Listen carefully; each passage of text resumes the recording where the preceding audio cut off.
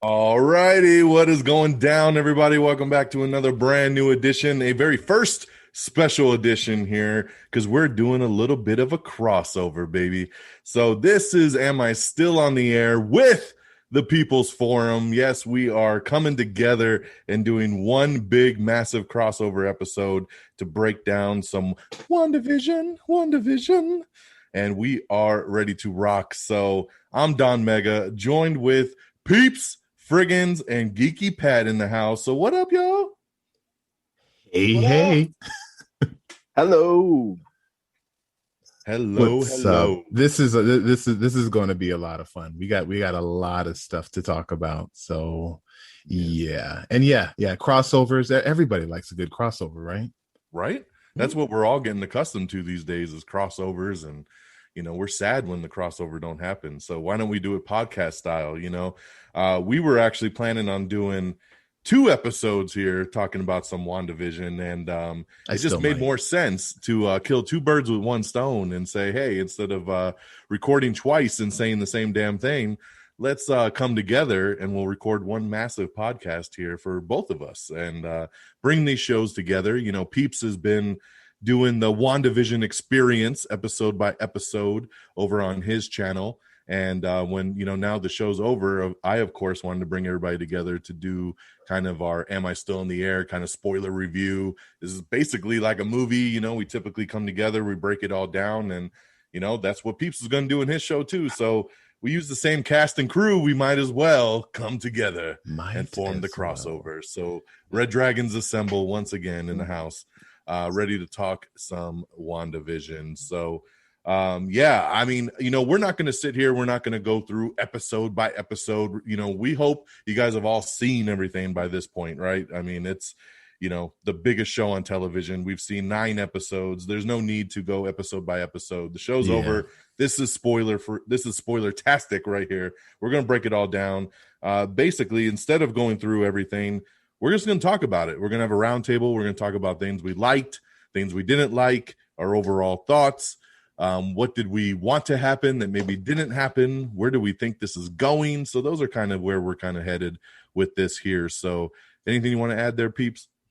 No, I mean, you said it, and I'm really looking forward to this. I know you guys, and I think we're going to have a lot of different views and different just overall perspectives of, as you said, the WandaVision experience. So I can't wait to hear how some moments might have touched us and how some moments might have pissed other people off. So I hear a lot of people are a little frustrated with the last episode.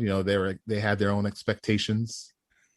Did we lose somebody? I'm here. Okay. Fred's like, I'm here. That's all that matters.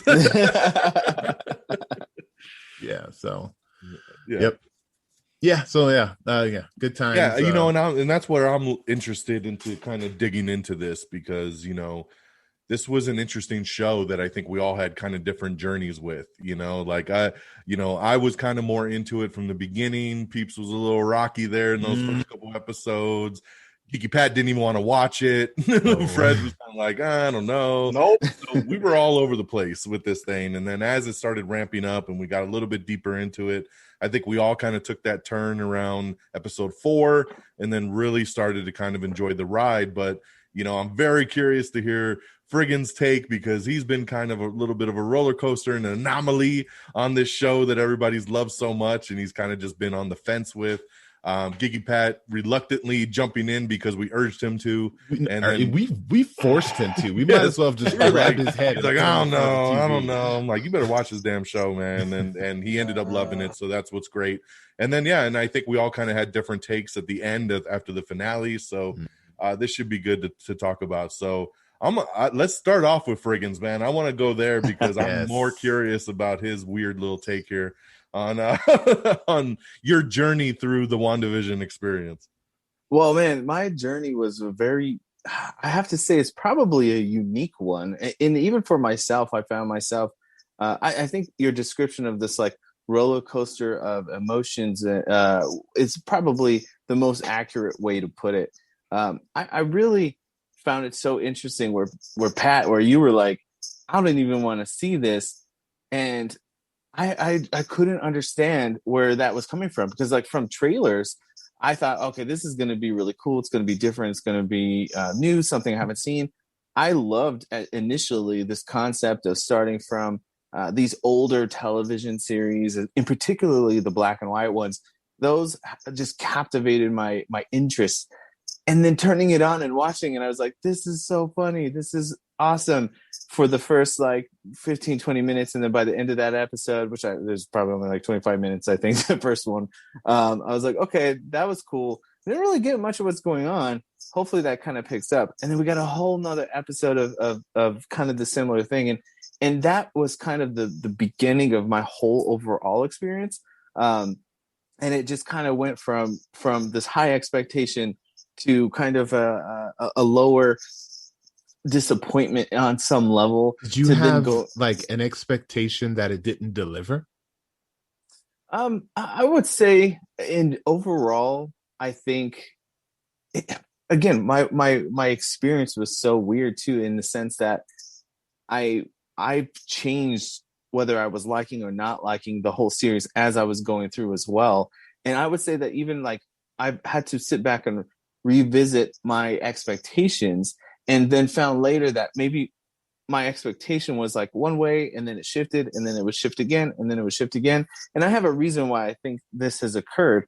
But like, if I'm talking in generalities, I would say the roller coaster and the consistent changing of tone and everything, of whether it was through the types of episodes that they were mimicking, whether it be the black and white old school television series kind of mimic, or the, modern, back into the real world with the agents and what is actually going on.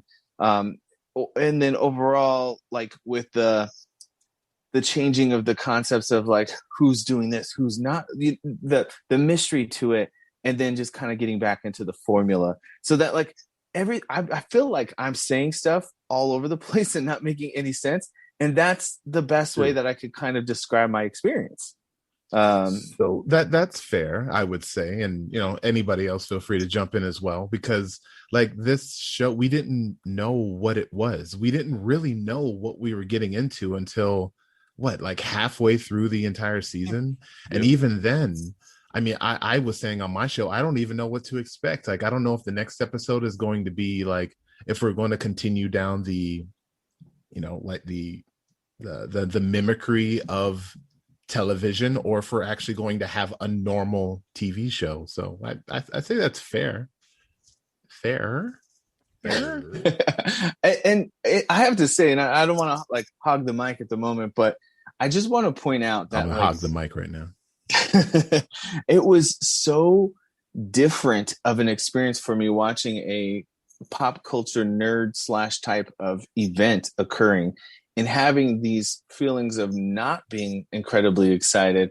Like, I got to the point where I think up until the last episode, I didn't watch a single episode on the day of release. I was watching each episode like maybe Saturday, typically Sunday. Like, I had no rush. I could care less if I saw it even that weekend. I would have been fine like waiting. Where it was such a different change from just a few months ago watching Mandalorian, where I was like, I have to see this now. Give me the next episode right now. And hearing about you like you that guys, on the first season of Mandalorian? I absolutely was. I loved Mandalorian all around. And that's the thing, is like, everyone else seems to be on that level with the show. And I was kind of almost distraught over the fact that I was not on that level. So I actually am also very interested to hear y'all's specific opinions on what was so captivating and what really like pulled in, and how do you change from Pat not wanting to watch it, or Peeps absolutely hating the first 2 episodes, and then changing to where you ended up like becoming completely fascinated with this, because I was missing that fascination piece. Yeah, see, this is why I like when the 4 of us get together and you get a lot of different views, because it is such a this show has become like a pop culture like phenomenon. I mean, this is the #1 most watched show in the world, I mean, crashing Disney Plus every Friday, just to watch, because people are rushing to watch it at midnight, Pat getting up before work and watching it early, things like that. Like, yeah, I mean, when we got done with our movie on Friday night, like I was like, I gotta go. I got WandaVision to watch when I get home. Yeah. And like, and because my wife was waiting and my daughter was waiting, and we were like, we got a finale to watch. Yeah. I mean, it just was one of those kind of shows. And it was also, I mean, you want to talk spoilers? I mean, there's spoilers all over the place. I mean, every time I opened up Facebook or Twitter within 24 hours of that episode airing, there was always something, man. I had to stay completely off everything to not let anything just ruin. the thumbnail. I mean, you just wouldn't the even thumbnail. have to read I anything. mean, like literally, like I see that picture of White Vision pop up like immediately, and I'm like, oh my God, if I hadn't seen the episode yet, like stuff so like that, pissed. It was just, just spoilers everywhere. So I'm going to turn it over to Pat. I mean, like literally take us through, going from, I don't give a shit, I don't even want to watch this, to ending up loving it, and your kind of journey through the show. Well, first off, thanks for having me on the show, guys. I appreciate it. So looking at the fact that when I saw the trailer, it seemed to be so bad, just what it was, do anything to get me excited, my TV, the TV series. I just didn't seem like I was the audience they were looking for. Wanda wasn't that pivotal of a character for the most part. When it came down to it, like I never thought of her being able to carry her own movie. I mean, I changed my opinion on that now, but I just never saw that from the character that she had. And so that kind of worried me about a TV show where it was her. Now, Vision, the guy who plays him, was it Paul Bettany, right? He's a great actor. He could probably carry his own. So that gave me some faith in it. But to be honest, it just didn't look like it was going to be this world-changing thing, or that it was going to make any difference to the MCU universe in the end. And actually, I was going to wait for one of you guys to tell me why I should watch it, which episode I needed to watch, and just watch that episode, kind of like I do at South Park. I don't watch it unless someone says I have to watch a certain episode. Honestly, it didn't. I had waited long enough that I think there was like 4 episodes already in the bank, right? I mean, I hadn't read anything. I didn't even care enough to look at spoilers. It just didn't matter to me, right? So then Don and Peeps, you both were just like beating me up, like, if you don't watch this, I'm going to come over and murder your cat. Yeah. So it sucks because I love that cat, but I didn't want to do it. Yeah, I know, and I didn't. Yeah, it's for the children. For the children. I watched the first episode, and I was starting to look for stuff in it to see if there was something that would catch my opinion. I saw a lot of things in there going on, but it still wasn't good. It wasn't all that great to me. Oddly enough, at some point, I felt like I really was watching an old-time Dick Van Dyke show, and I kind of forgot I was watching WandaVision, so they kind of did good in that. Uh-oh. This is what happens when you record on an iPad. It was, right? Oh, you can't hear me? There you go. There you are. Hi. Froze for a minute. Oh, I don't know where I left off. You said you watched the first episode and you're trying to catch things, and then you said, Yeah, so I was anyway, so you went back to jump. I watched the first. Anyway, so I watched the first episode. I was looking to catch things, like I said, and that was really what I was doing, because the episode to me wasn't all that interesting. And what really caught my thought afterwards was the fact that it really felt like I was watching a Dick Van Dyke show. Like at some point, I forgot I was watching WandaVision, and I was like into it like it was the episode of Dick Van Dyke like show. Like I wanted to know what was going. The boss comes over. Started getting into it as an episode, and I even cared about it being part of the MCU. But again, it wasn't great. I wasn't sold yet. Second episode comes up, and same thing. It was creative. I was looking for things. I was pointing out what I saw to you guys. I think I texted it all to you guys. But just still didn't grasp me. But I had 2 more episodes. I promised you I'd get to the 2 and see where we're at. But the third episode, I started to fall down that rabbit hole. Started to feel a little good. I actually started getting into it to the point where I stopped looking for things. I actually started watching episodes. I had less to tell you about. By the fourth episode, I wasn't even looking for Easter eggs anymore. I was just pulled into the episode. Yeah. By the time it was all over, I was the guy getting up early in the morning just to see the TV show. So it made sense. Everything in the beginning, I wish there was another way they could have done it, but it makes sense. And I'll give them the creativity. I'll give them the nod, the hat,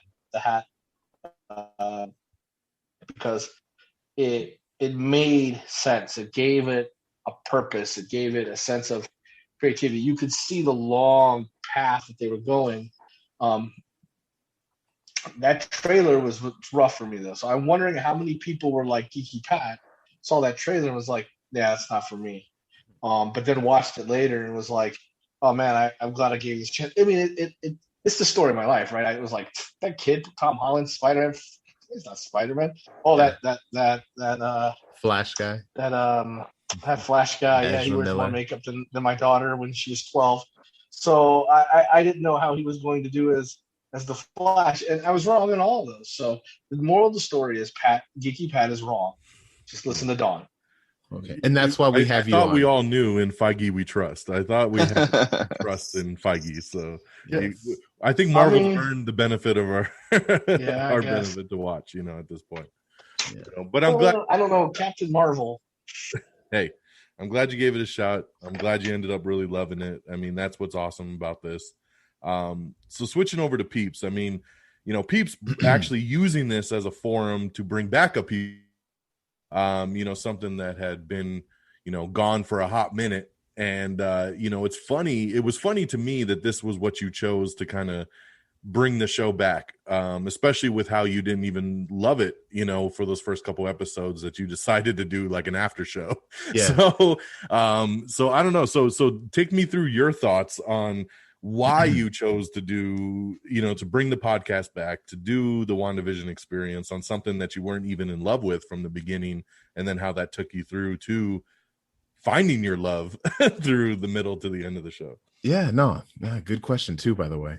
I mean, you guys know me outside of the podcasting world. You guys know that this is something that I've been wanting to do for some time. I feel like with this show, and I have mentioned this as well, but I was not a fan, as we've said, of the first two episodes.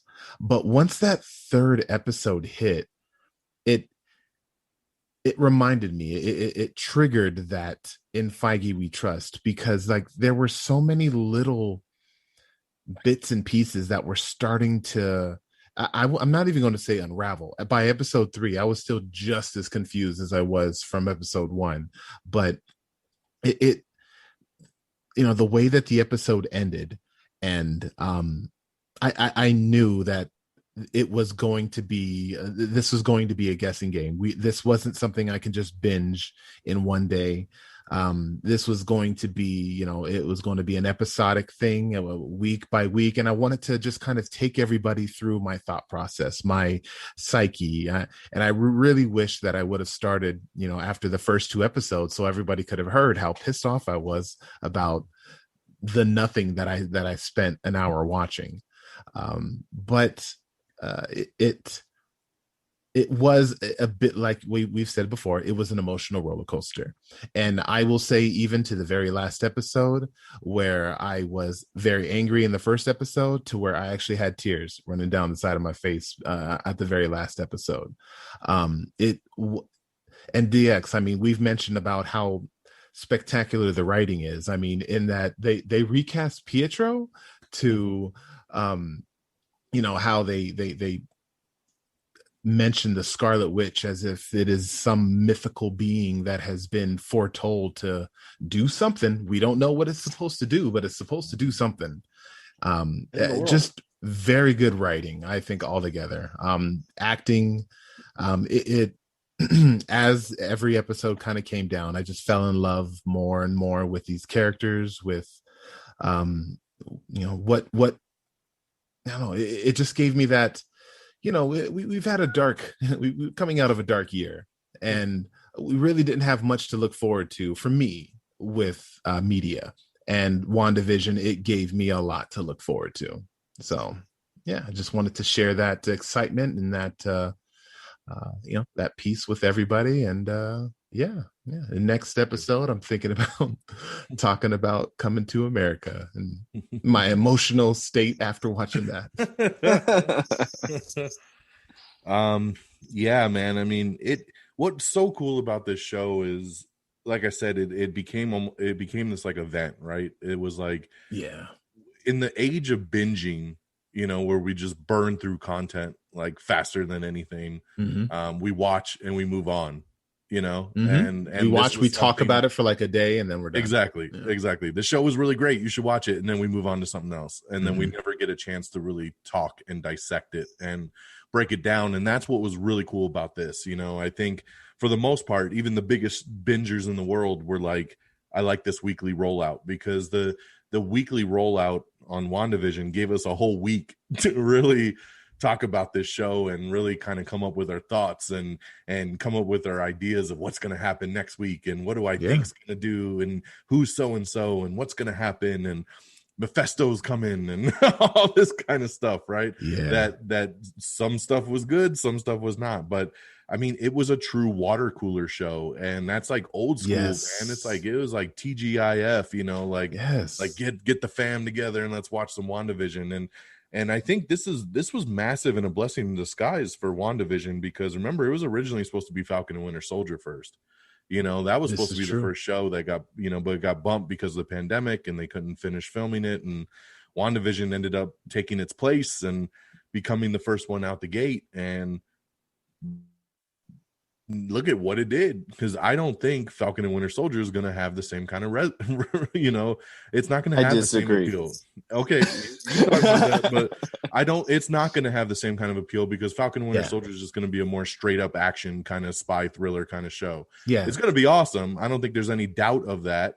But again, it's not this kind of like mystical, magical, like what's going to happen, twists and turns. How did this hex come to be? And this and who's that and why, and what can happen next. I mean, there was just so many questions with WandaVision, where I feel like Falcon and Winter Soldier is just going to be pretty just point black and white. It's going to be very straightforward, bad guy, then good guys have to stop bad guy, and then season done. Like it not saying that's a bad thing. Some people no, I think it's gonna be fantastic, but it's just go ahead. I think it's good that it's going to be that way too. You can't have two shows like this back to back. No. I think it'll be a burnout. So a bit more. I don't mean to make this sound bad, but a little bit more. You unplug. You don't have to pay so much attention. You unplug. You just enjoy it. Popcorn action kind of. Because then show. Because after that, then we're going to get Loki, which I think Loki's going to bring back more of the going to be a little bit going on and all these different things and time travel and this and that. So that's going to get our thinking caps back on. I think you guys are completely missing the beat about the intrigue of espionage, and I think that there's definitely going to have a lot of the like main points, that you guys are talking about, the action buddy cop kind of vibe. But I think that we're underplaying the twists and turns that the Winter Soldier took when that movie came out, and I think we're going to get something kind of a bringing back to that kind of a level of event. So I do think we're going to have some questions that need to be answered, some intrigue and all that. But again, that's a different show. We're talking about Wanda, and I wanted to bring a point that you had mentioned about how the water cooler aspects of this whole situation. And yes, I think that is one of the best things that came out of not only this show, but some of the other things Disney Plus has done, more specifically like The Mandalorian, similar, where we don't get to binge everything. It's coming out week to week. I think that is a success. But I will point out that is actually, in a way, led to some of the problems that I had and some of the things that made me dislike or get less interest. I that's not fair though, because you create your own, like, where you want it to go, and if it doesn't go the way you want it to go, like I don't. And well, it's not just me creating where I want it to go, and that's why I'm saying where the problem comes from is that I haven't had the experience of where I don't really watch YouTube. I don't watch a lot of these like theorist stuff. And for the first time ever, I started watching some of those things. And I think that had a negative impact in ways. I agree. To me, as far as like what I was hoping for, or what I was expecting, and what, because you get these hyped ideas about no more mutants, or Mephisto or Murdo. Yeah, did you catch the address? It's 687. That was the issue that was released back in where Mephisto. Like, come on, man! Yeah. Like, I'm pretty sure all the writers are like, coincidence. But that was fun, right? Like, I mean, we all had a good time. Yes. It's just that's where the for people to say like, oh, the end didn't pay off. But it's just what you said, Peeps. The end didn't pay off because you let yourself think that this was going to happen. And I'll even say that as far as myself, I had some aspects of that as well. But, when we the end didn't pay off because they didn't wrap up story parts. Yes, they did. I feel like they wrapped it up. And again, I liked it. But like, there's a lot of unanswered questions. Then who was the guy who was there? Who was the what? Rambo. Who was the guy that was there for? Why was that important? That was the witness relocation guy. We don't know. Why was that important? Because it was a big thing. It was the reason they dropped it. It was the whole reason why. They dropped Reed Richards. Oh, my bad. Just Reed. They kept talking about it. Like they made that. They made it, and it didn't work. So she just walked through it anyways. Like, it wasn't that big of a plot point. Like, we wanted to know what the hex was about. No, but to me, it was when the whole time I was wondering who the person was that was missing, that was part of the witness relocation program. And I was with Don. Don said talking about that mailman thing, and I was like, oh, I bet it's him. And I was waiting for him to wrap that up. They just dropped it like it was a bad habit. So and let's talk about the. I think it was Pietro.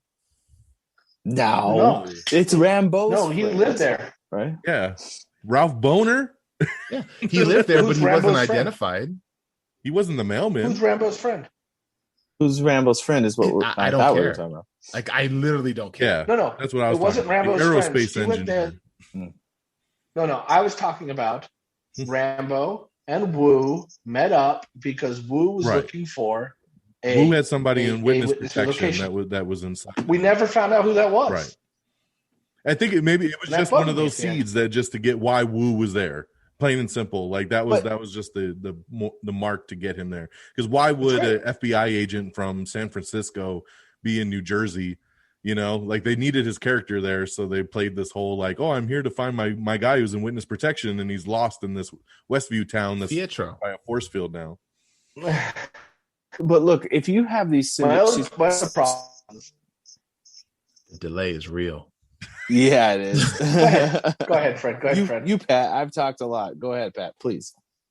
So my only other problem too, so they didn't close that for me, and I don't care if you guys cared. I wanted to know. It was, and again, I was with Don. I thought it was the mailman guy. Once he said that, it was in my head. It was the mailman guy. We never found out. So to me, it's still the mailman guy. The other thing that bugged me was like there was no explanation why Wu called the CIA in so late. Like, why would if this was a big thing going on and Sword, I guess, stopped everybody? I can't see doing something stupid without CNN, Fox, whatever. They're all over it, right? You have a whole town covered in a red box, and nobody covers it on the news. It's somehow still able to be covered up. Not one Avenger gets involved. Not one government agent gets involved. Hey, look, the Avengers don't have to come stop it. You can tell me all you want that they wouldn't come stop it, but you don't think one of them would have came to check out their friend Wanda and see how they're doing? Oh, Vision's alive? Oh, my good friend Vision, who we didn't have a funeral for.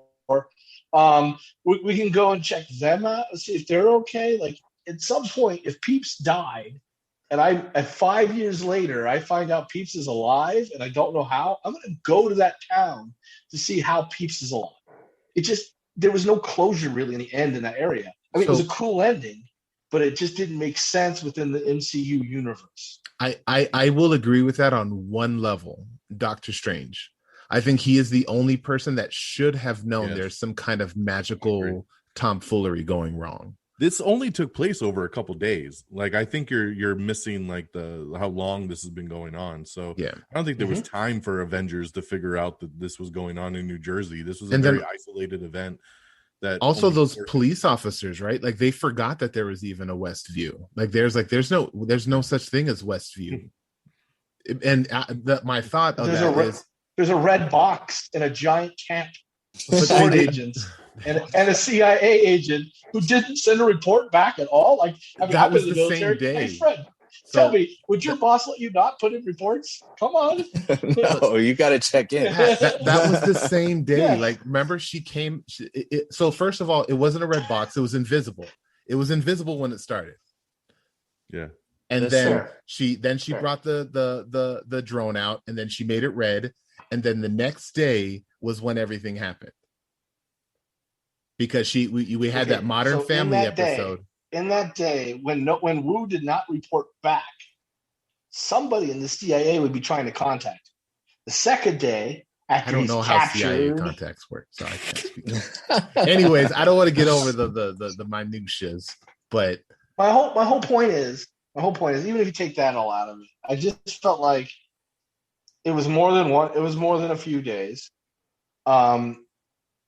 I feel like they just left a lot of things open, and a lot of things they made you believe happened that didn't happen. According to you, Peeps, they buried, I guess, Vision.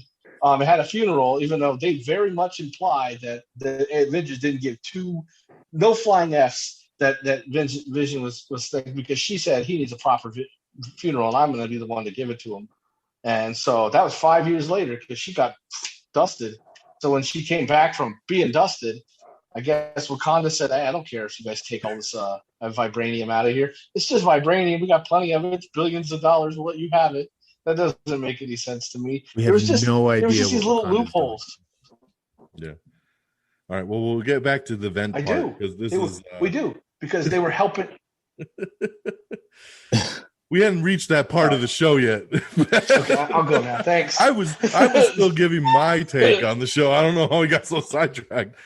I went last. Give me my time. Don, why were you? So it's all yours. It was a water cooler show, and we were enjoying talking about it. And like I said, I'm so glad that this wasn't a bingeable show, because I don't think we would have had the same impact if we had all binged 9 episodes back to back to back. We would have had no time to really process and guess and come up with things. And, so I am really, really happy about the weekly rollout. I mean, it gives us a longer time to, and I think these streamers are starting to figure out, besides Netflix, that this is the smarter rollout. I mean, they did the same thing with The Boys, season 2, Amazon releases their whole seasons at one time, but with The Boys, they were like, nope, you're getting 1 episode a week.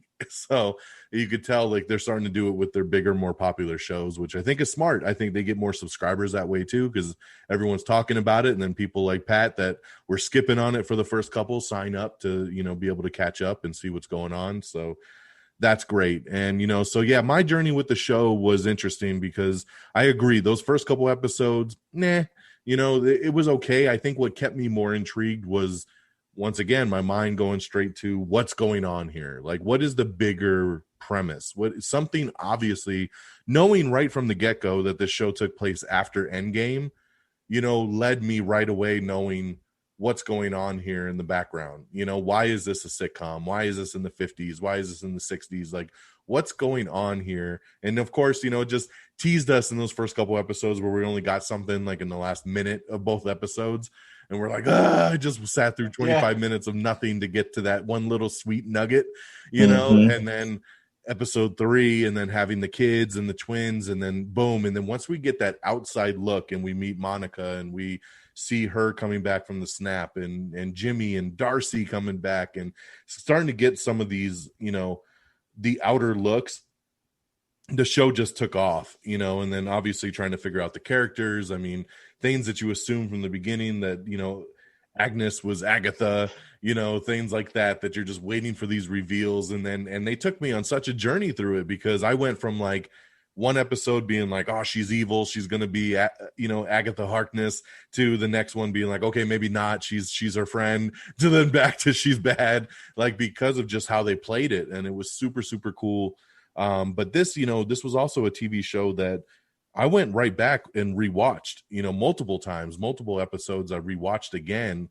And I don't know the last time I did that with a television show. I mean, I do it with television shows sometimes years later, but not like a week later or within a week saying, let me go back and let me watch this again, and then picking up on all little things going on. And obviously bringing in Quicksilver from the X-Men universe and having us all go crazy, like, what does this mean? And is it the multiverse? And is it this or is it that? Yeah. And then at the end of the day, it was a big ass troll, man. This dude was nobody. It was just somebody brainwashed by Agatha, and it's like, he's an actor. They got us. Ralph Boner. So, all the way through, man. And then the reveal of the Scarlet Witch, they had that episode midway kind of through where they were like, does she go by any kind of alias? Like, does she have any kind of funny superhero name? And they're like, no, she's just Wanda Maximoff, right? And then, finally getting that episode where they're like, you're the Scarlet Witch. And it was like, oh my God. I love the episode 8 where we go through and we see all her memories and kind of, going through all the traumatic events in her life. I mean, just everything all the way up, so this show was amazing, really. I mean, it just is, there's not many shows in my lifetime that I felt as intrigued to and connected to. So that was really, really awesome with this.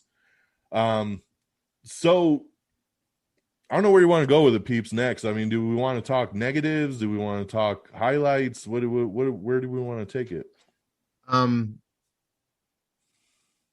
Yeah, I mean, we're already there. So let's go ahead and talk about some negatives, of it. Yeah, sounds like pretty much everybody here. I don't know if there's anything more he wants to drop.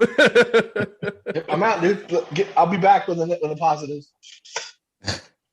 Yeah. Well, I could definitely take some stuff because, one thing I will say is, like, overall in general, I did enjoy the show. So I don't want it to come off as like I'm sitting here just bashing it. Like, there was so much good that did come out of this. It was very entertaining. And even me not being as into it, I still wanted to find out what was going to happen next. But I think for me, what I realized afterwards is that for the most part, a lot of the negative stuff that I got out of it was coming from myself.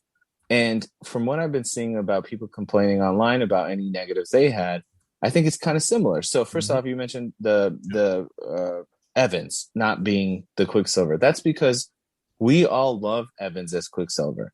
We wanted something bigger, and we wanted this connection of the multiverse. So we created that outcome. And then when they took it away and it said, no, it's just some other dude. They didn't take it away. They never gave it to us. Yeah, exactly. In our own minds, we felt it was taken away. Yes. And in doing so, what we did is we set up ourselves to have that disappointment. And so once I realized that, I thought, okay, they could have literally picked any actor to do that part. They could have had Joe Schmo show up and say, that's my new brother. And we would have had to go with it. And we wouldn't have had this quote unquote troll. So I'm glad personally that they picked him because it was a nice moment for us, the fans. I felt like it was more of like, it's the thing that kept us guessing from episode to episode. How does he play in? Is it the multiverse? Is he a different multiverse version? Is he, is he the one from the X-Men films that we saw, or is it another version of him? Like, is it just the way, and the way they played into the television series too of, she recast Pietro, going into that. I mean, that's a typical television thing that happened all the time. Exactly. People getting recasted. A lot of these negatives that we find, I think, are self-brought on. And, another thing I'll point out too is like, from the very beginning, I was like, okay, this is going to be based off of No More Mutants. And instead of No More Mutants, she's going to say there will be mutants. And like, we kept thinking there was going to be this big, grander scheme. And I think part of the reason we do that is because MCU will take a famous comic storyline and adapt it into a lot of their films. Almost every single film has had some influence from some form of comic.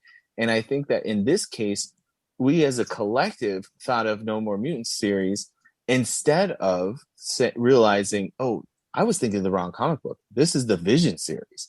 This is the, I'm at Home, which was, they literally told us it was based off of that show, but we kept interjecting with this, No More Mutants kind of situation where we wanted something bigger. So again, I think a lot of our faults that we find with it are self-brought. And for me personally, part of the reason I didn't like it is it doesn't have a lot of elements that I enjoy. So, for us Falcon and Winter Soldier, as we mentioned, that has all the elements that Fred likes. So I will be surprised if that's not like my favorite thing in the world when it comes out. But if they don't do exactly what they did in the Falcon Winter Soldier crossover comic book, I'm going to be upset. So there you have it. Or if they don't Pietro in there. Yeah, it's not Pietro. I hear what you're saying. I do. I hear what you're saying. But to be fair, that's not why I disliked it. Matter of fact, the things I just said aren't disliked. They're just, I felt like they were incomplete stories. That's what I was trying to say. They didn't complete everything. The things I disliked about it is totally different. It has nothing to do with my expectations. And maybe because I'm different than maybe some of you, because I didn't have as many expectations because I wasn't going to watch different. it. But I think the things I didn't like about it was there was whole times where I did feel like, and as much as I like the show, again, I'm with you, Fred. It's not that I didn't like the show. I love the show. I will watch it again. I just won't watch everything of it again. I feel like there was times I wasted time watching the show. There was things that nothing was really going on or didn't really matter to me in the end. As an entertainment value, there was a couple times where I just felt like, a matter of fact, there was an episode I told Don I really liked, and then he told me nothing happened in it. And I was like, yeah, they did. And then I went and watched these other guys he was on. They said nothing happened to it. So I went back and watched that episode. Guess what? Nothing happened. Nothing happened. I don't know why I liked it as much. I liked it less because I went back and watched it because nothing happened. Which episode? So I think it was the fourth one. No, it was later. It was the later. Halloween one. Like episode. It was after the Halloween one. So what was that? Episode 7? It was the one after that one. Yeah. Yeah, it was 7. Yeah, 7. It was 7. Like nothing really happened at all. I mean, Monica got her powers at that one point, and that was cool. It was Agatha. Agatha all along at the end. Like, other than those 2 beats, yeah, nothing fucking happened in that episode. It was very blah, especially coming off that Halloween episode. It made me such a big one. Like that episode was so awesome. So it felt very blah after that. So I felt like there was parts of it where, I mean, I'm the guy who watches all the Star Treks all the way through every year. So there's some bad episodes, and I still watch them. So don't get me wrong. I probably would still watch some of these episodes. I know I just told you I probably wouldn't, but I feel like I guess they were necessary for the storyline. But honestly, I felt like it was a little bit of a waste of my time. And that's not good when you're watching something. So it's not perfect, that's what I'm getting at. I could care less if Pietro really came in or if the mutants were supposed to happen. It would have been great. I wasn't one that really thought Reed Richards was going to come happen. I don't think they would have done it on a TV show. But I do see what Fred's talking about, because I was thinking the whole time the House of M comic story, which is where I thought they got it from. So in that aspect, I guess I did kind of look at it in that, because the kids were there. I was thinking everyone was talking Mephisto. I was thinking maybe Mephisto too. So I think the excitement of what could be there, is that what you're trying to say, Fred? The excitement of what could be there and what you would hope was there was what let you down, because that kind of did kind of play a little bit in some of my left. But I wouldn't say it's a negative on the show. Yeah. No, definitely not a negative about the show, because it's self-inflicted, and I think that's where it comes from, our own, theorizing and social media theorizing, I think had a really negative impact for me in going down that rabbit hole. But that's all my fault. Like, and what I realized at the end was, like, I always complain that shows don't need to be world ending, world changing, and that we should focus more on personal stories. And when at the end, I was like, oh, this was a personal story. And I was like, oh shit, that's what I always say I want.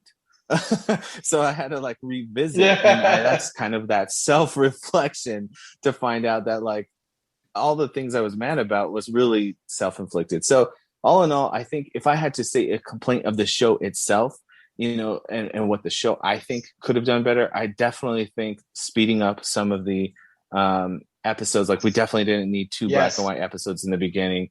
I think that, getting through, giving us a little bit more information, and maybe toning down some of these unanswered questions. I still wanted to know who Rambo's contact was. I wanted to know what was up with Mr. Scratch because he ate that bird like a crazy creature. You know, like I think that some of those other unanswered questions should have either not been in or been answered in some way. Because I thought this was just a season 1 and done, and we're not getting like a season 2. Don, maybe you can correct that if there's intended to have further seasonings, but my understanding was it's just a one and done, right? Yeah, it's a one and done. I heard too. You know, not to say that there won't be a different type of show with Wanda and Vision down the road, but there is not another WandaVision like this format and this style. I mean, this was a one and done. Like we can get a Scarlet Witch show, I'm sure. Yeah, down the road. Kevin Feige said that the point of the Disney Plus shows is to introduce characters, introduce stories that will lead into movies, and then vice versa, movies that will lead into shows. So it's all connected. Again, it's a universe just extension. You know, what are these characters doing in between movie events? You know, and I agree with you, Fred. I mean, I don't really have anything negative to say about the show. Like, I really enjoyed pretty much everything. I think the only negativity that I had was, like you said, self-inflicted. I mean, it's the things I built up in my own head that I thought it was going to do, and I didn't get it. So in a way, it kind of made me a little mad because I'm like, I didn't get what I wanted. Right. And, but once again, you can't fault the show for that. I mean, I understand that, you know, I think that's why I kind of walked away from the finale a little bummed. I mean, it was a great episode, but like, you know, I expected more to happen. I expected to meet her contact. I thought we were going to get, whether it was Reed or whether it was somebody else, I felt like they planted that seed so obviously of like, I know an aerospace engineer. Like, why do you name drop something like that and then not do anything with it? We were all waiting for that. Yep. And then, you know, Paul Bettany had, you know, trolled us all earlier in the season as well, too, saying like, oh, there's this big cameo and, you know, it's like the Luke Skywalker and Mandalorian. And we're going to have this amazing cameo that's coming up. And we're all like, is it going to be Magneto showing up? Is it going to be, you know, Wolverine? Like, what's it going to be? Right. Who's playing Mephisto? And we have no idea. Just things like that. I mean, there was rumors that Tobey Maguire was going to pop up as Spider-Man. Oh my God. I didn't hear that like, one. That's ridiculous. Yeah, I was like, what? Like, I mean, there was just stuff all over the place. But it was, once again, that was the speculation of it. But then again, that was Marvel trolling us the entire time. They're like, everyone's going to run rampant off that name drop, you know? And so we're going to see. And I didn't even need to see Reed Richards. It would have just been nice to be like, I just talked to my dude Reed. And like, and that's it. Just exactly. Just to be like, he's out there. Just like how we, you know, like when we heard about Stephen Strange and the Winter Soldier, you know, it was years before the Doctor Strange movie. And we were like, oh, they said Stephen Strange, you know, like it's always cool to get the name drops. Like, just let me know the universe is bigger. I know somebody out there, you know, an aerospace engineer named Reed. I'm going to reach out, and then you let your imagination go from there. I can tell you that when I watched X-Men 2, just seeing Gambit's name on the computer, I lost my mind. So like, it doesn't take a lot. Like, just a name drop would have worked for sure. Yeah. So, I mean, I think that's my only negative takeaway is just the things that I built up in my head that I didn't get. I think, you know, especially in the finale, I was waiting for Doctor Strange to pop up the entire episode. And then I said, oh, for sure it's going to be in the after credit scene. You know, like since we know she's going into the Doctor Strange movie, it was like, it just makes sense, right? Even Agatha name dropped the Sorcerer Supreme in the episode. And you're like, he's got to show up, right? The whole episode I'm waiting for and just him to like walk through a portal, like, Wanda, I need to talk to you. Dun dun dun. You know, Wanda will return, and what have you done? For some madness, you know, but we didn't get that either, and it felt very like, eh. But that's all the stuff I did in my own head. I mean, overall, I can't fault them for that. It was Wanda's and Vision's story, and it ended with Wanda and Vision's story. So I give them props for, you know, not taking away from that by having, you know, Doctor Strange swoop in and save the day. You know, like, that wouldn't have been fair to Wanda or anybody else to have an Avenger swoop in and kind of steal the show, you know, from her own show, you know. So how about you, Peeps? Did you have any negatives for loving it so much? I honestly, I barely did. I was really trying to scrape the bottom of the barrel to look for some cons for the show.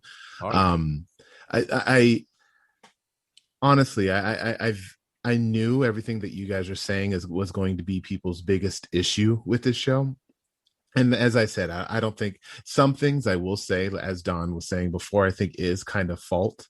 You know, if you are going to be teasing shit, people are going to get disappointed. I mean, that's just human nature.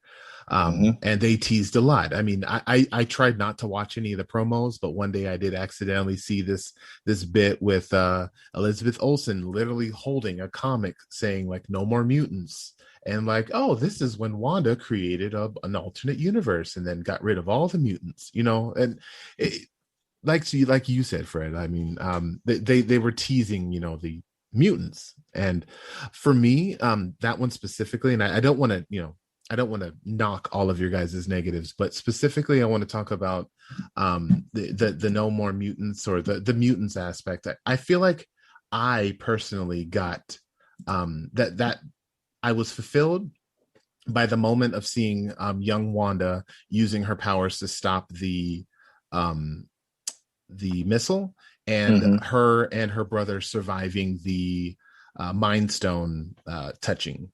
That tells me that mutants have already existed in the MCU.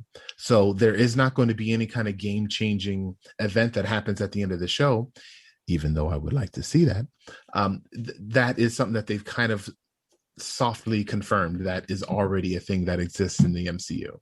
So I was okay with that. See, I don't know if that's what they're going for, to be honest. I feel like they're really going to lean in on Wanda just being a witch. Like, I don't think she's going to be a mutant. But how'd Pietro survive then? Well, Pietro, I don't know. I mean, they could just say that he was just straight from the Mind Stone. I mean, maybe she protected him somehow with her own spell, to kind of to make sure that he was safe with her. Yeah. I really did think that's where they were going with it, for sure. I mean, that episode where she says, and that makes you the Scarlet Witch, I thought she was going to be like, and that makes you a mutant. Like, I really thought like that's where they were going with it. And she was going to kind of announce it to everybody and be like, oh my God, they said mutant, right? Like, and then now it's out there. I do think like they're just leaning in super heavy that she is this rare witch that's her power, man. She was untapped, and that's what protected her from the Mind Stone, and then it just enhanced her powers even more. Maybe that's what made her the Scarlet Witch, was the Mind Stone enhancement. She just had little powers that, as Agatha said, would have died on the vine if she didn't use them properly, but then that enhanced her and made her as powerful as she is, so I don't think by the end of the day, even when mutants are brought in, I don't think that's going to play into Wanda at this point, which is a little unfortunate. You don't think she's going to be considered a mutant? No, I think they're going to this was a way for them to retcon it, and I don't think that they will. I don't think she's entirely just a witch, though. I mean, I like the idea of what you're saying, Peeps, and maybe Pietro was mutated by the so. But if you think about it, the Mind Stone created her powers, Pietro's powers. Isn't it the same powers that made Captain Marvel? Isn't that the same stone? No. She was the Tesseract. No, you're right. It was the Tesseract. You're right. Well, anyway, these gemstones have been giving people powers, basically, is what I'm getting at. And then a spin-off of that is Rambo's powers. She was kind of mutated and changed. He said her genetics were changing because of it. So it's kind of hard for me to think that maybe they're not saying that these Infinity Stones aren't genetically changing these people in one way or the other. Whether or not they still want Wanda to be a witch, because she ended up being a witch in the comic books in the end anyway, not a mutant. So I don't know. I'm just saying that's. I mean, I kind of see where Peeps is coming from, because they do basically say Rambo's fundamental genetics has changed, and if she goes through, it's going to keep changing her. Remember, and if she comes back and come back through, it could be the end of her. Yeah, but that was her going through the hex of Wanda's. They talked about the radiation that it emits. So, but yeah, in terms of negatives, that I mentioned it earlier. I feel like Doc Strange should have immediately sensed some sort of magical disturbance, whether if it was a week or if it was 5 minutes. I feel like that in this especially world, when they're using the book, you're using that Darkhold. The Darkhold, could be, especially that thing. Yeah, exactly. That book was awesome too, by the way. Sorry. It looks so great. It did. It's cool. But I don't know, man. I think I get so many like warm bubblies with all of these moments of this show, and I don't want to go over every single one of them, but I'm gonna go ahead and go over every single one of them right now. Just kidding. But you know, at the moment where they first showed the silhouette of the Scarlet Witch when she was in contact with the stone, like blew me away. Just I think my jaw was on the ground. Like it was an amazing that whole scene. scene. Yeah. Yes. Yeah. Even with it floating up to her, I'm like, what is happening? Fantastic scene. The transformation when Wanda got, you know, absorbed her powers back into her, and then the suit, you saw the tiara manifest on her head, and then she got, you know, the cape and the outfit, just like it was beautiful. And when she created the hex and created Vision, oh my gosh, like those, the cinematography and the musical score, and just the, you know, going into those, we knew her emotional state, and either desperate going into Hydra or ridden with sadness at her, you know, home. And they were incredibly powerful scenes. And the little things, like, I don't know who the guy was that they said was a guy. Like, I don't care at this point. Like, I don't care who that guy is. I really don't. We're going to get a Fantastic Four eventually. I don't need to know that he exists right now. Maybe he doesn't, and that's just the thing. Like, we're angry that it's not Reed Richards, but maybe Reed Richards hasn't.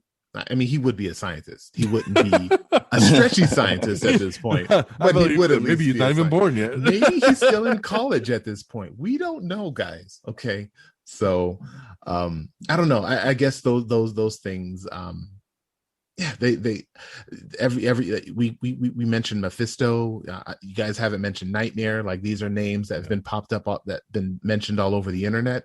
I don't care that they were not in the show. I don't. I wanted to see Wanda and how she dealt with this emotional, like, you know, her actually having to let go of Vision and letting go of her children. In my opinion, being a father, like, damn, had to be. The that's whole, it was beautiful. Thank you for letting me choosing me to be your mom. Oh my God, that hit me. That hit me. Yeah. Oh yeah. And like the kids, it's like they almost like knew what was going to happen. Maybe not, but like that was rough. And then, you know, people talk about, you guys were even mentioning the end and the last end credit scene with Wanda doing the astral projection that we saw Doctor Strange do, and reading the book, and then hearing the kids. It gave me that got me, that just that little bit got me excited, because all of the things I feel like they got rid of, like, you know, the children, I'm like, that's kind of fucked up. Like, don't get rid of it. Like, create a little bubble, like make a little hex, like make a house shaped hex. I don't know, keep your family alive, but you know, oh well. They just can't go to the store or go play outside or nothing. But how beautiful was that scene? Them kissing kids, putting them in bed. And as a parent, sorry, Fred. As a parent, I'll say as a parent, when you touch your kids when they were little, and they were always like, is everything going to be okay? Or, you know, I'm scared. You know, you had those moments. This was a little different than that. Like, they just told them how proud they were to stand up and help the family, and how they use their powers in this very poetic way. And kind of reminded me of the whole, even the whole "I love you," what was it, 10,000 or whatever he said? 3,000. Come on, Pat. Yeah, there you go, 3,000. You know, it just had this tuck-in moment, but both parents are looking at each other, knowing like this is the last time they're going to tuck their kids in. Yeah, you and know? Vision, when he was talking to Wanda. Now, sorry, Pat. No, go ahead. There you go, 3,000. But the last, you know, line that Vision had, you know, he's like, first I was a voice with no body, and then I was a body but not human, then I was a memory made real. Who knows what I might be next? You know, we said goodbye before, but we'll say hello again. Like, the fucking writing in this goddamn show is on point, and I loved it. Perfect. Loved it. So yeah, like I said, nitpicks. Last nitpick. The love in the episode. You felt it. I felt it. Oh, go ahead. Man, that's Yeah, delay. like I saw the love between I saw the love between not just the kids and the parents, but even just Wanda and Vision that they had. You know, it made you love your wife a little bit more, made you love your kids a little bit more, made you realize how powerful love can be in this. This whole story is around love, but you don't get that necessarily right off. You know, they kind of make you feel like it's out of pain or loss, but really it's an opportunity to love someone again. And who doesn't want that, right? If you have a loved one and you're missing that loved one, and then they have to let that go again. This is a girl who's lost everything. Yeah. And then can't to have have to let anything. it go, that's heroic.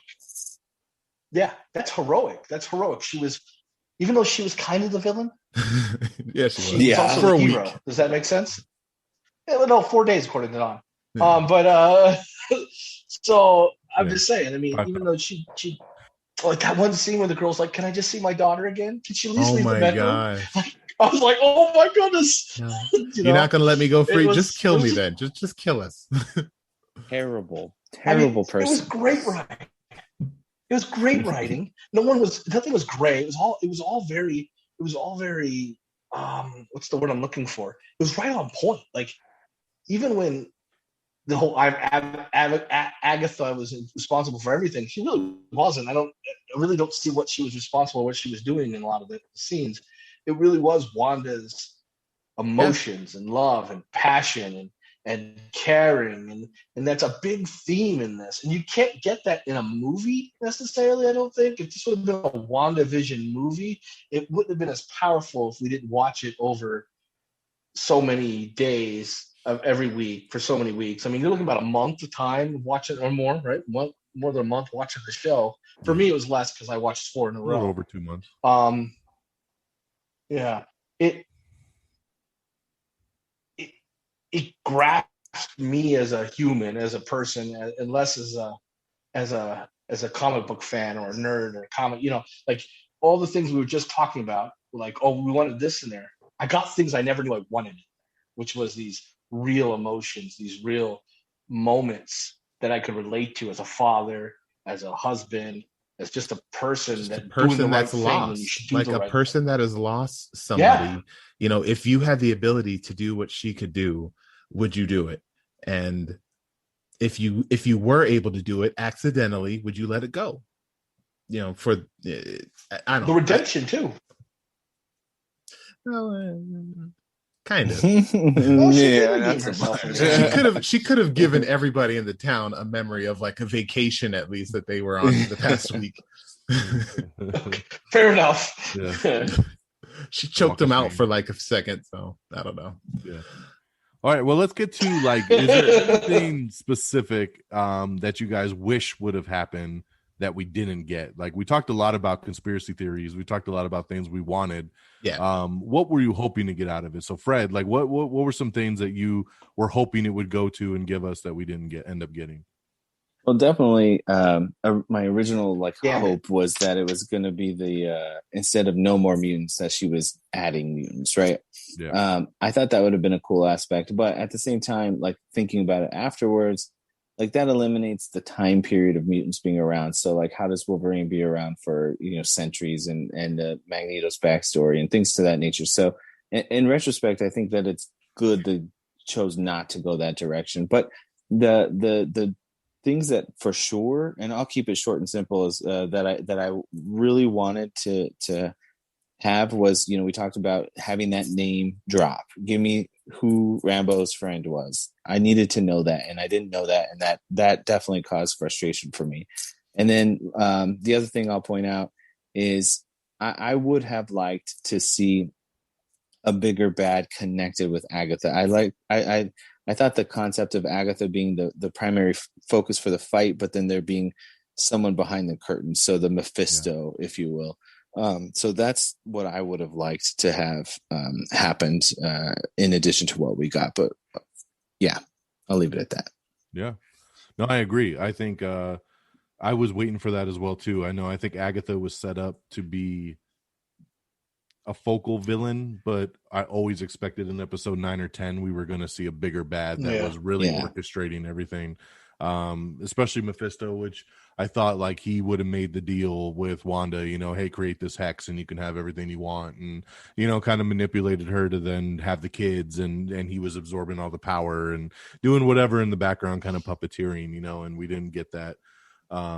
Obviously, we mentioned it multiple times. The Reed Richards, the name dropped something. I wanted the aerospace engineer because I was already upset in that episode when they went and met her friend, and then they gave her the truck to try to drive into the X, and then because that should have been the when she met up with the friend, right? She kept saying, "Let's go meet up with my dude," you know, and then when she got there, it was a chick, and she's like, "Here's your truck," and I'm like, "Okay, so we're definitely getting the guy later, right? He'll come up in the last I didn't notice that. It was a girl. Yeah, it was a girl, but and then everybody was like, "Oh, is that the aerospace engineer?" I'm like, she clearly said my guy multiple times. So I'm like, what happened with that? You know, and on that, like you know, watching the streamers and the YouTubers, they said, well, on the Spanish dub, right? I saw that too. They used a feminine, you know, terminology, so it could be a woman. He said he multiple times, so yeah. Like, in that episode, I know that. Yeah, they said this what the closed captioning said, but lies. So I was hoping that would happen. Like I said, Doctor Strange popping up in the last episode, that was something I wanted to happen. I was really hoping. I felt this was the intro to mutants. I was waiting for something to happen too, like Fred said, you know, whether it was, you know, Let There Be Mutants, or she was whatever she did with the hex, that was going to unlock mutants somehow when the hex disintegrated, that it was something almost like a Terrigen mist, you know, that was like out there that could have like affected people, then kind of created that. Well, that's cool. You know, so and of course the multiverse. I mean, we know she's going into Doctor Strange too, which is the multiverse of madness, right? We know that Spider-Man somehow tied into this a little bit, which is supposed to also be multiverse. So I expected this whole thing to open the multiverse somehow, some way, and we didn't get that either. So little things like that are kind of, you know, were kind of head scratchers for me that I was expecting and didn't really get. Peeps, what were some of the things there that did you feel like there was anything that you walked away from saying? Baron Mordo. Yeah, besides Baron Mordo, you were hanging on that crutch for quite some time. I wanted to be the only one that existed out there that called Baron Mordo, and he actually shows up. But I wanted to say too, I expected when White Vision talked that he would have James Spader's voice. I thought for sure that would have been so cool. Like imagine. I was waiting. I was like, do it. And then he just had Paul Bettany's voice. I was like, fuck. That was my other. I didn't want that until right now. That's my first actual disappointment. Thank you. Oh, there you go. I totally thought they were going to somehow bring Ultron back into this. There was so many references to Age of Ultron. Yeah. You know, and I was like, it's either White Vision or Hayward was going to be Ultron somehow at the end of the day. So. But we didn't get either. I think the only expectation I really, really, really wanted was kind of combining yours and Fred's is the multiverse and mutants, specifically getting some of the Fox, you know, like getting like a Ryan Reynolds or I'm not saying getting those actors, but just something hinting that the multiverse has been corrupted or broken in a way that we could potentially get you know, the actors from the Fox movies over to the Marvel Studios. So yeah, that specifically I think is what I was starting to get my hopes up for that didn't actually pay out. Yeah, I think that's all I have. If I have something else, I'll interrupt Pat and he'll stop talking like a minute after I start talking. Nice. And then see for the people at home, we're talking on video, even though you all will only hear the audio, but we can see the delay that Pat has, so it's pretty hilarious watching the visual because Pat reacts. He's not doing it on purpose. 30 seconds after we say everything we're talking about. Good times. So Pat, is there anything that you wanted that you didn't get? Howard the Duck. You say that in every movie. Yeah, I know, and I got it once. Gilbert Godfrey. Don't look at me. In a I'm raincoat. so ticked off. I'm molting. No, I don't know. I mean, honestly, there was things I was there was possibilities, like I said before, that would have been awesome, but I didn't really expect much, to be honest. I think the worst part was when Pietro showed up, and it was the guy from Days of Future Past, and Don even literally said the same thing. Oh, it's happening, and my mind was kind of the same way. Like, okay, so this is going to happen now. Now I'm really so there was a little bit of disappointment there, but I wasn't expecting. I really wasn't, honestly, when we started watching this, I didn't expect anything from it. And then once I started watching it, I just didn't know where it was going to go. So there was excitement there, but I wasn't really wanting anything to be sure. I mean, it would have been great if they would have done mutants, but I really didn't expect them to do that in a TV show. I guess I will say this. I would have liked, if I had a choice, first off, I would have liked to know who the person Wu was there for. But I probably would have liked some kind of closure on what happened. But I'm sure it's because it's going to be in a movie or something. But like, I would wanted to know what happened with, like, maybe the end scene credit with the white Vision guy. I mean, just the fact that he flew off and we have no idea. But again, I'm sure that's going to pay off somewhere else. So to be fair to them, I'm sure that's why they didn't do it. But really, no, I wasn't expecting much, and so I didn't really was looking for much until that moment. They were going to fuse together the visions. They were going to I want you inside of me, and then become one. They could have phased together. Yeah. I mean, and to be fair, I always want Vision inside of me too. So I get that. Yep, that's true. That's true. Awesome. All right, well, let's go. Let's kind of, as we start wrapping things up, let's talk those end credit scenes. Let's talk the future. Okay, so where are we going? I think this is a fun discussion here of like, what do we expect next, right? So we had 2 end credit scenes, or 2 post credit scenes. One pretty much focused on Monica Rambeau. And then the other one with Wanda. So we'll talk through both. You guys don't like Monica? Yes, we love Monica. We're just the face you guys just made, I didn't think you did. Sorry. I loved her. I just like, that's one of the great things about the show. She had great eyes. Yeah. Yes, she was great. Yeah. So 2 end credit scenes there. One focusing on Monica, one focusing on Wanda. Where does it take us? Where do we go? So, Fred, what's your thoughts? Well, actually, as far as like my likes, she was one of the top things that I liked the most out of the show, and so for me, that's where I think you don't introduce a character like you did with the introduction of Monica Rambeau. And again, Peeps, one of my favorite things about this whole show is your podcast coming up with your stupid Rambeau. It's not stupid, okay? It's so funny. 2 days coming up with that bit. Oh my God. Anyway, that was a good bit. But anyway, you don't spend the time to create this character, show an origin story, and then not use her. So I think what we're going to be seeing is in the future, we know that there's going to be like a Nick Fury, Agent of S.H.I.E.L.D. or something like that, right? So Secret Invasion.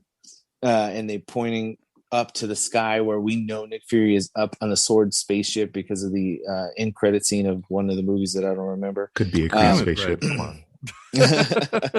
So I'm telling you, I think that was it Far From Home? Oh yes. Man, okay. So yeah, I think that is leading us to the Nick Fury. So I think we're going to see Rambeau come there. That's where I'm thinking we're going to go next with her. Also, Jimmy Woo. I think with the fan love for him, I feel like we're going to see him in more. My guess would be the next Ant-Man or something, but definitely seeing him more. And then also the White Vision. Going back to. When I was a kid playing like this Avengers game that was on the arcades, they had the Vision that they had on that version of the game was the White Vision. Yes. And I just remember thinking how cool he looked in that form. And this show made him look even cooler, like adding all the extra like little details and the blue eyes and everything. It was just freaking amazing. So I am actually really excited to see what they're going to do with him. As far as what they're going to do with him, I have no theories or guesses, but I do think we will see him in the future as well. But I think the big, like, obvious takes of what we'll see in the near future is definitely going to be the Monica joining up with Nick up on the space station for S.W.O.R.D. and doing something with his show. What about the second one, Wanda? Well, with Wanda, I think, like you said, we're going to see how that plays out in the multiverse of madness. And, I want to say, let this be the thing that helps bring stuff from other universes in, and I think with all the casting. You're already doing it, Fred. You're doing it again. Right. And that's the thing. And you actually stole my thunder. Thanks for killing my punchline. But I was going to mention the fact that, like, that's part of the hard part of what you do. You're asking me to say, like, where do we think this is going to go? And it's hard to differentiate what I would want to happen and where we're going to go. But I think if you look at the facts that we know of, and some of those facts do include the fact that we know that there's going to be Spider-Man characters, whether it's not the Spider-Man directly, but whether it's Electro, whether it's Dr. Octopus, whoever, showing up in the next Spider-Man. That tells us that something is going to come from this madness, multiverse of madness. And I think Wanda's definitely going to have a big, huge part in whatever makes these universes cross or get mixed up or whatever. Because if you look at Far From Home, they teased us with their multiverse. I don't even remember if it was in the trailer or not, but I remember when Mysterio was like, "Oh, I'm come from Earth 616 or whatever." I was just, yes, finally, multiverse. This is what I've been waiting for. That was a troll, yeah, and it was a troll. And then we go to Wanda, the TV show, and we see Quicksilver, and we're like, "Yes, multiverse," and it was a troll. And then, so I'm worried that the multiverse, that this Doctor Strange movie is going to have more troll aspects. But I think because of the facts of those multiverse of madness is just like a bar. Well, what I mean by can't get home. Come on over to my multiverse. Can't get home. But what I meant by, like, the troll is, like, it doesn't have an overall bigger effect, right? Like, it sounds cool, but then it doesn't really do anything. So I don't know. So that's kind of where I think with that is, I think it, because of the casting news, that's where I say, let's look at facts and not just what I want. And by those facts, I think we can see that that's actually going to have some impact on the multiverse actually coming to play finally. All right. Cool. Pat, what do you think about the end credit scenes and where's it taking us? Well, I'll be honest, I wanted better end credit scenes. So let's just go with that. I do the scroll thing with her. Obviously that's going to lead probably into the Secret Wars or whatever when that starts to come out. It's very ambiguous, to be honest. They point it up. We assume it has to do with. I'm assuming it has to do with the space station. I believe the Sword Station that's in the comic books is up there with Nick Fury, but it could be anything. It could be just something to do with Captain Marvel or something along those lines. Is there gonna? I don't even know if there's supposed to be a Captain Marvel too, isn't there? Mm-hmm. Yeah. So yep. Probably has something to do with that. But honestly, I didn't really like Captain Marvel. It's probably my least favorite Marvel movie. But with Monica in it would make it for me so much better. I love Monica. Even when she landed in that superhero pose, I was like, that landing, the superhero landing she did. But she's amazing in this show, and I think that would make that movie much more. I'd want to go see it more than if she wasn't in it. And then so the last one where she's sitting there reading that book, it gave me that Doctor Strange vibe where, like, where is that book from? Did it get stolen from one of the libraries? Was the like, it made me think more of the book and how she got the book. And obviously she's going to learn all this witch abilities and all this other stuff from that book. But it also made me think, again, is Doctor Strange, is that how she and Doctor Strange going to get together? Like, that book's missing, she needs to come get that book. He needs to come get that book or something. I don't know. Reminds me a lot of the Necronomicon. I can't say the word now. Bruce Campbell all the way. Ash is going to show up. That'd be awesome. Make it all part of the Marvel universe. Yeah. There you go. Yeah, thanks, Fred. He is going to pop up in the movie. We know that. That is true.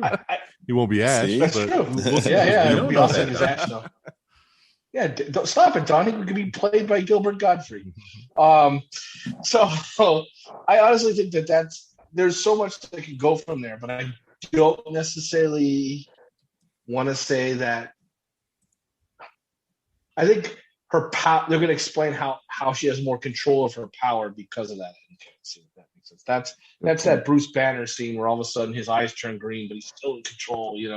At the end of the Hulk. Want to know my secret? That's how I look at it. I'm always angry. I'm always a witch. I'm always a witch. Yeah. Anyway, Pete, what about you? What you got, Pete? Our Peeps. Oh, okay. So yeah, I'll throw this at you pretty quick. I think the end credit scenes. I think you guys have pretty much said it.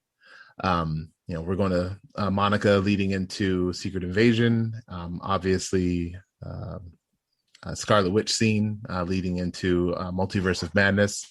I'm very interested to see where those kind of go.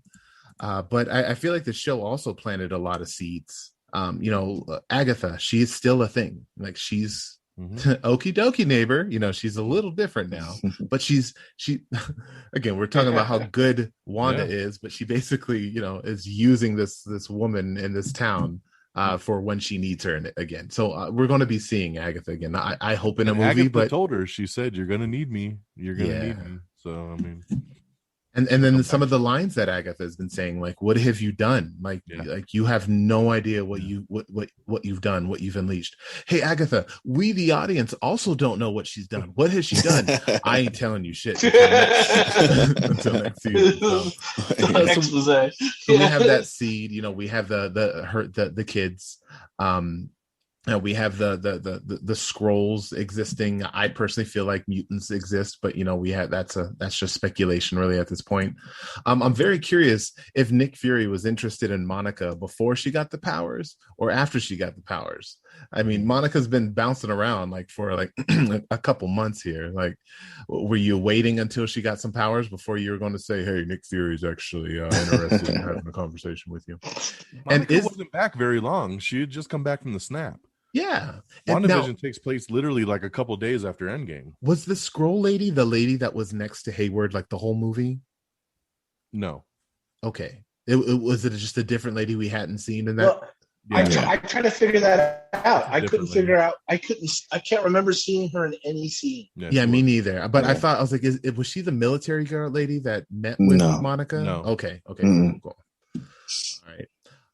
So yeah, I mean, we have that to kind of look forward to, and then they didn't create the Infinity Stone, so another thing I was wrong about. It's bad me. I told you I give up on these stones. The Infinity Saga is over. I know. Yep. Not revisiting stones again. Stop it. Time for magic. Darcy just kind of fucked off in an instant. She did. I'm there the whole She's show. going to jail, and then we never saw her again. Never. Yeah. I don't do debriefs. Like, where'd Darcy go? That's Man? awesome. Like there's an option. Like you have an option to tell the cops, "Nah, I'm just not gonna stick around." Thanks. Right. Yeah. So I don't know. Everyone keeps talking about the Darcy Wu show. I don't know if that's where they're going to go, but again, we're talking about the love that everyone's given for this show. I hope they do give her more work, and she's interested in doing more as this character going forward to the future. So I'll be honest too with her character, just because you brought it up. I never really cared for it. She was all right. She was like comedy relief. I didn't really care for it. I loved her in this show, more. She brought a more lot than I thought I would. Yeah, exactly. She her awesome. game was stepped up. Yeah, I loved her in this. Yeah, now she's a doctor. Doctor. Dr. Lewis. Yeah, I'm nobody cares.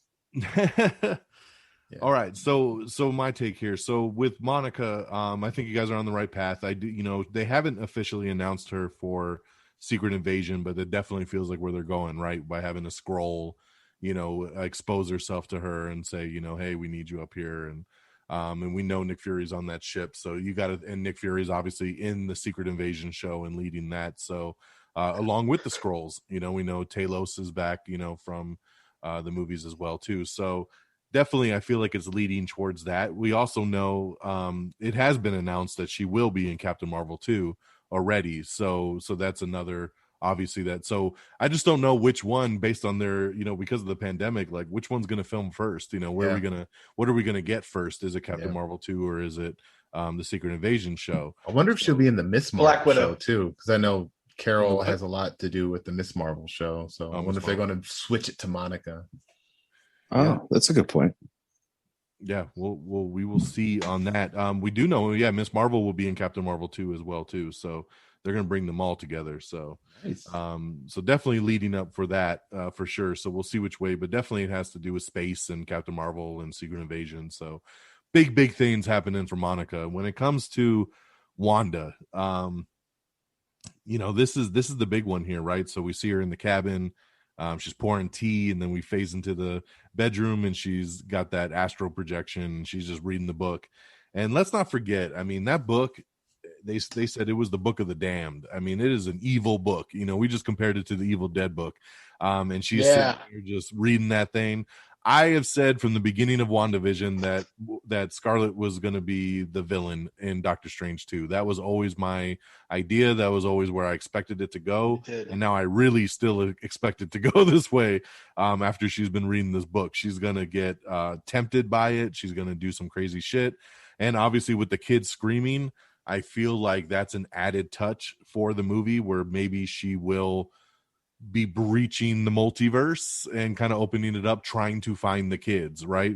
So the kids are not alive in this universe, they're alive in some other universe, and so she's got to find the real versions of her twins, and because we know they're going to bring them in. I feel like this has all been leading towards like a Young Avengers thing down the road, because they've been bringing in all these younger characters throughout all the different platforms.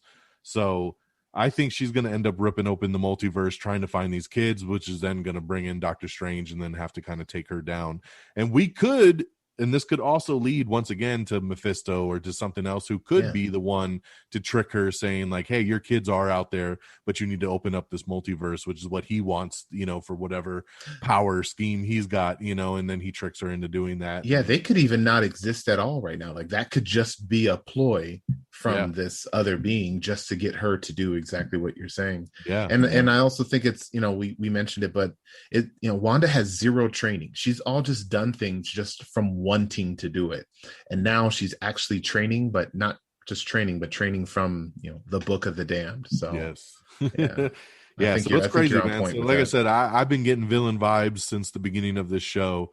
Once we knew that Wanda was controlling the Hex, and I just feel like that's where they're going to lead into this. I mean, they, Agatha made that mention in the finale that the Scarlet Witch is more powerful than even the Sorcerer Supreme. So that was kind of putting that together as well too, that, she's going to have to fight the Sorcerer Supreme and they're going to have to get into it. And who could help come save the day would be White Vision, that we never saw, his ending too. He just flew off and left us wondering where the hell he went, but he has all of Vision's memories now. So he could be the one to fly in kind of towards the end of the movie and talk her down, and kind of be like Wanda, and he has the memories so that she doesn't know that he gave all the memories to the White version. So that'll be a big surprise for her when he has those memories. And you just made an idea pop into my head. And I think that with movies, a lot of times there's a cycle that always happens in film. And, so we have seen Wanda have to kill Vision herself, and then reverse time Thanos watch Vision get killed. Maybe this time around Vision has to kill her. So just putting that out there. Jeez. Just putting it out there.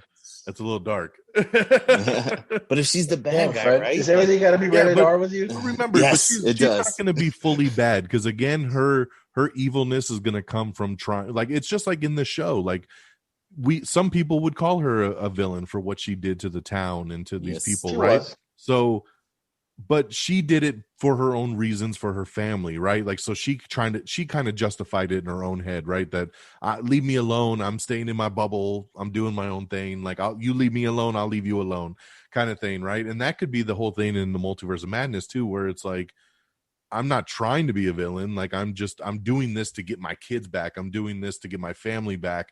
So she has the better motive behind it, rather than just, I'm a villain and I'm doing magic, to ruin everybody's life.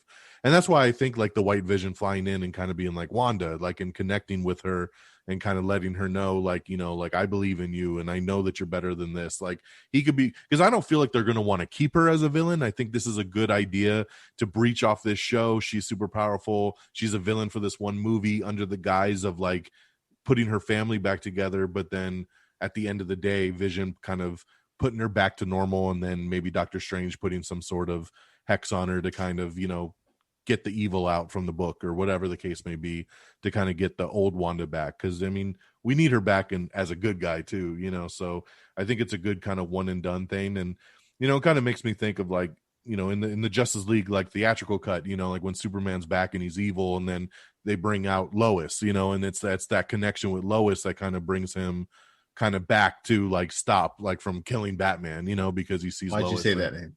So yeah, it should have been Martha in that movie. Yes. Just saying, Martha should. But just that idea of like of having that connection of something you love so much, you know, kind of bringing you kind of back down to earth and bringing you out of your anger zone, you know, kind of so to speak. So, but yeah, so I mean, that's just kind of an idea there. Who knows? We were all so wrong in so many things on WandaVision, so we could be super wrong again. Yes, but sure. Just some ideas there based on where we want to go. It's just unfortunate that we have to wait literally a full year for the Multiverse of Madness. So I kind of wish that was a little bit sooner. Maybe longer. No, well, yeah. I mean, it's right now it's March of 2022. So it is exactly a year. It's I wish, you know, if COVID hadn't messed things up, I think the plan was to obviously line these things up a little bit better. So we went from TV show right into a movie. You know, within a couple months, hopefully, you know, rather than a full year, because it's like that's a long time to wait. But it'll be really cool when we finally get there, you know. I think they lucked out too, because I don't think Black Widow has to fit into any of this stuff right now. So pushing it back's not really that big of a deal. But at some point, these other movies, right, they're going to fit, like you said it, Don, these movies got to fit into these TV shows. And you're going to put the TV shows out before these movies. And I don't even know how that works in timelines or story structures or they're getting to a point where they're not going to be able to keep delaying. They're going to have to put stuff out because they have a timeline now. I mean, it was easy to flip the script on Falcon and Winter Soldier and Black Widow because there's not much connections there with those two shows, with that show and that movie. Whereas, you know, WandaVision from day one, they always said would lead into Doctor Strange 2, and that, you know, Elizabeth Olsen was going to be in Doctor Strange 2 and all, you know, and then that's why they need to get, you know, Miss Marvel out, because then she's going to lead into Captain Marvel 2. And the same thing with Monica on this going into Captain Marvel 2. So they got to set these things up. Any last thoughts, guys? I mean, anything else we want to throw out on WandaVision? No, man, me personally, you know, this show was, as you said in the very beginning, it was big enough for me, big enough of a show, and I love talking about the show with you guys and messaging you guys about it, and it was enough to, you know, to bring life into the Peeples Forum. So I created a hex so I can bring the Peeples Forum back to life, and so, and with, you know, you guys always motivating me too. I appreciate you guys for that too. But yeah, man, I've been, you know, I have lots of emotions about this. Go ahead and check out the Peeples Forum. We are on the Stitcher app and Spotify and the Facebooks and stuff like that. So yeah. And Red Dragons.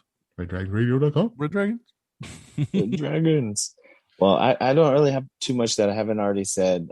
You know, I although it wasn't really made for me as an audience member, I still enjoyed watching it. It wasn't my favorite thing ever, but you know, at the end of the day, I don't have a lot of negatives to say about it. So what my favorite thing about it is I'm glad to see that Disney and Marvel or the MCU is not afraid to take a risk on something. And if anything, this, if you think about it, like this is kind of a big risk, like doing this wonky kind of black and white TV shows and old school TV shows and the spoofs and this kind of fourth wall breaking kind of situations. And what I love about it is that it worked wonderfully to where it impacted, like pretty much the whole world was talking about this thing. And so for me, I'll close on saying that it makes me very excited to see what we're going to get in the future. And I hope that it shows them like it's okay to take these big time risks, because it definitely could pay out. I mean, obviously that's why it's a risk. Sometimes they won't, but in this case, I think it proved that if you have the right team together and the right people working on it, telling the right story, it can work. So I definitely hope that they continue to do crazy stuff like this. Pat, well said. I will say that I was surprisingly pleasant surprise. I'm tired. It was a pleasant surprise to see how much money they put into it production wise. Mm-hmm. So remember, one of the first things I told you, Don, when I found out they're making TV shows, I was worried that the budgets were going to be not. They were going to put as much money into special effects.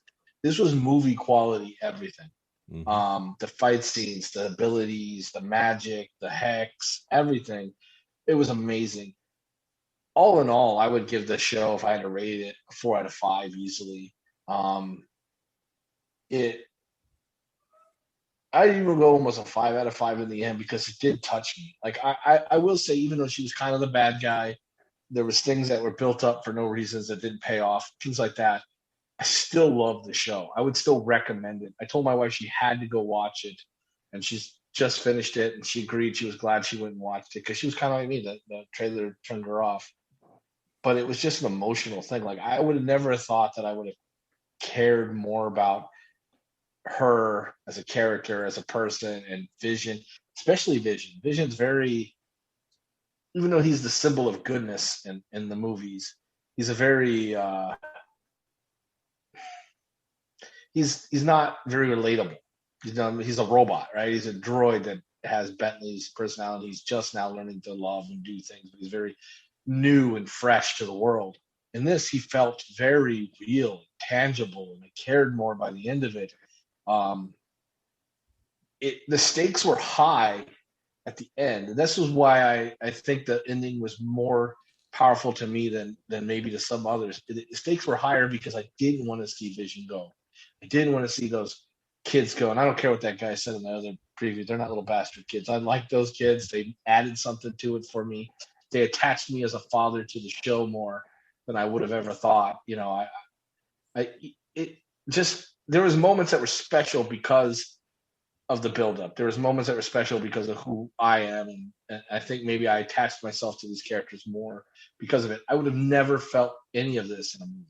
I don't think I would have ever felt anything like this in 2 hours. I really felt like I was going on this emotional ride of hers and of Vision's at the time because he didn't know what was going on. He only remembers a certain point. He only remembers loving Wanda. He only remembers now having the kids. He only remembers trying to live his life as a father and doing the best he can for his community and things like that. But his community was a little weird and something was off, and he found out his wife was batshit crazy. But, you know, I think in the end, they did a great job. I think the show did what it was supposed to do. Even the negative things I said were just nitpicks. They weren't end all be alls to the show. If I knew what I went going to now, I would have watched it from day one. So I really think marketing was a little off, but I love this show.